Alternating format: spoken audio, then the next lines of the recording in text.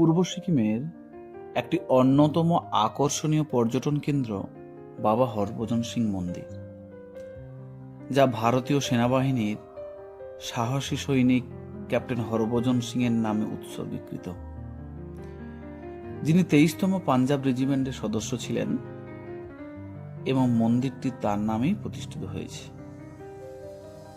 বলা হয় যে বাবা হরভজন সিং সহকর্মী সেনাদের স্বপ্নের মাধ্যমে সীমান্তে যে কোনো বিপজ্জনক কার্যকলাপের পূর্বাভাস দেন এবং বাহিনীকে রক্ষা করেন।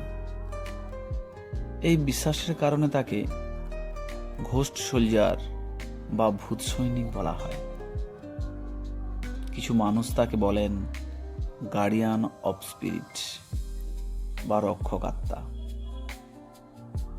বহু মানুষ আছেন যার আত্মায় বিশ্বাস করেন না,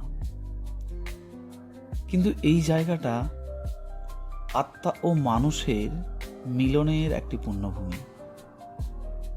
তিনি আমাদের চোখের সামনে নেই, কিন্তু মনে যদি বিশ্বাস থাকে তাকে অনুভব করতে পারবেন।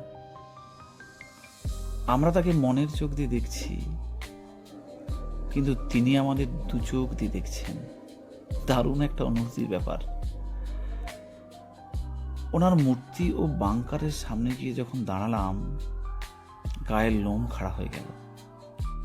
সত্যি একজন মহান ভারতীয় মানুষ, যিনি ভারতবর্ষের এই পুণ্যভূমিকে ভালোবেসে অশরীরে আজও দাঁড়িয়ে আছেন এবং বলছেন, হে আমার প্রিয় ভারতবাসী, সুখ দুঃখে বিপদে আপদে সবাই একে অপরের হাত ধরে এক হয়ে থেকো, কেউ কারোর কাছ থেকে দূরে সরে যেও না।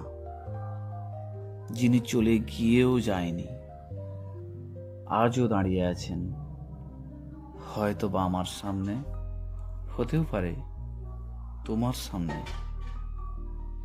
হয়তো ওই পাহাড়ের চূড়ায়,